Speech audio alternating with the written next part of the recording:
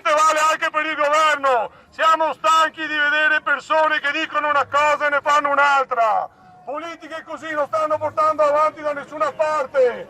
Chiediamo appunto all'opposizione, ai governi centrali e ai governi ovviamente anche regionali di fare la loro parte. Se le fabbriche chiudono non è colpa dei lavoratori, è colpa di una politica che non ha messo ovviamente dei salvagenti e impedire che le fabbriche chiudano.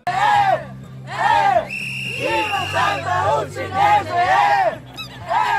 Chi non salva un cinese!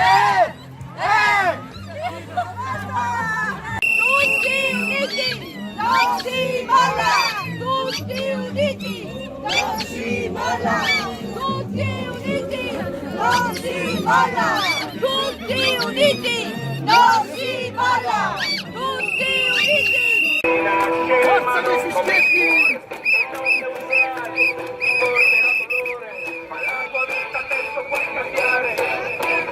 Solo se sei disposto a camminare, gridando forte senza aver paura, correndo senza passi lungo la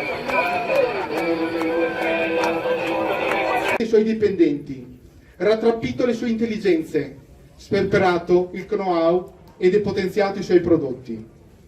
Abbiamo assistito impotenti allo smantellamento criminale perpetrato dai fondi speculativi internazionali. Soggetti, non da ultimo Wambao, che ci aveva regalato una speranza di sopravvivenza.